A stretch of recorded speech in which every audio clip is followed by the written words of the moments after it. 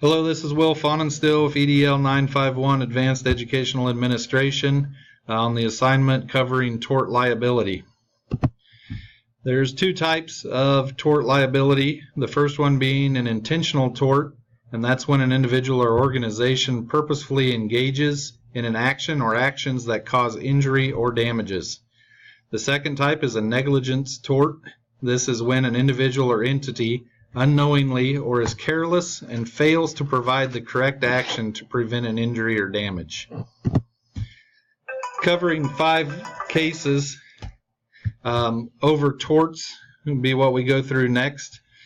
Before getting started, the assignment called for giving reactive response, proactive, and ethics at the end.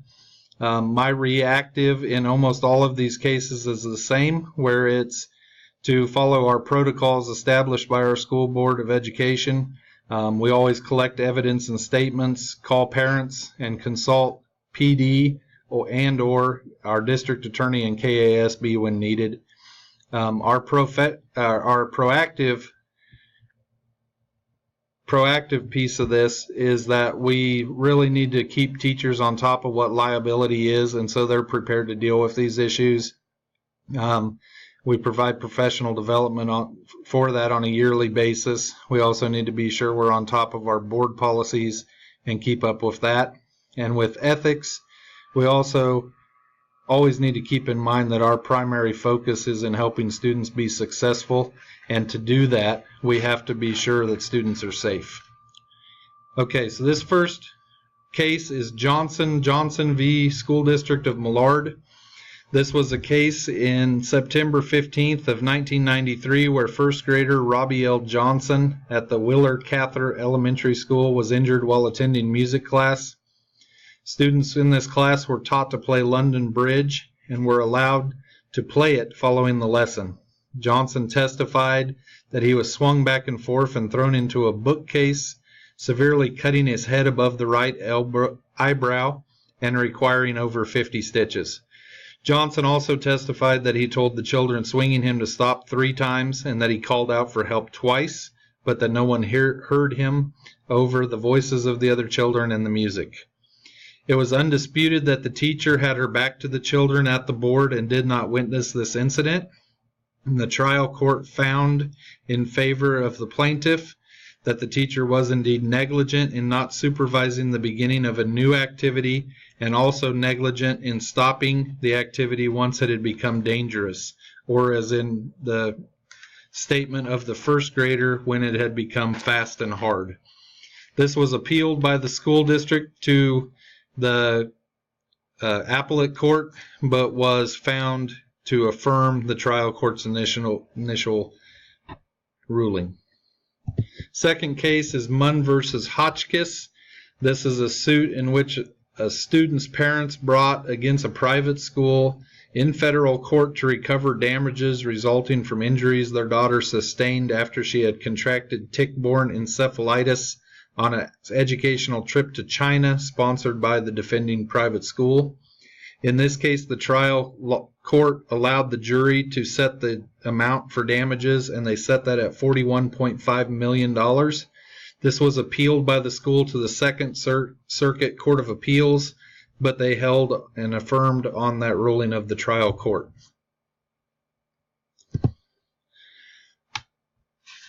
The third case today is Mosley versus Portland Public Schools. This case took place on November 13th of 1987 when 15-year-old Cressetta Mosley was attending classes at Jefferson High School. It was during her lunch hour that she became involved in a fight with another student who produced a box cutter and stabbed her multiple times. Mosley sued Portland School District under several theories of negligence. The initial trial court found for the school district. However, the Oregon Court of Appeals reversed the ruling and remanded the school district for failing to provide proper supervision and failing to stop the attack before the knife was used. This then was appealed by the school district to the Oregon Supreme Court, who again reversed the ruling of the lesser court and affirmed the original decision of the circuit court.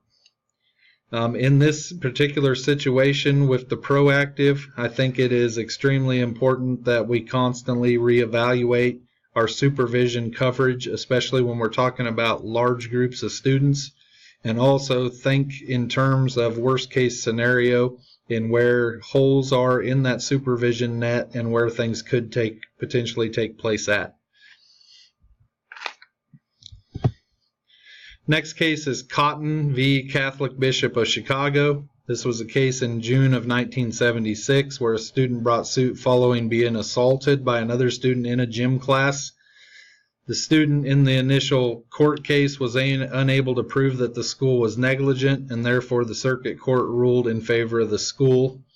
Again, need to be sure and talk to teachers about liability and being sure that our supervision is sound.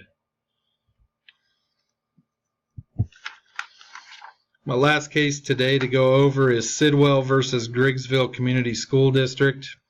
This is a case from May 23rd of 1989 where Luanna Sidwell, mother of Bryce Sidwell, filed a complaint in circuit court alleging that on or about August 30th, 1988, Sidwell was injured on a playground of the school he was attending as a result of the negligence of the defendant, Griggsville Community School District Number 4. Sidwell's original complaint alleged that her son was injured when he fell into a rut that had formed on the playground. Sidwell alleged the school district should have known about the rut in time to repair it, and that by not doing so, they were negligent in one or more of three ways. The first way was allowing the rut to form and deepen.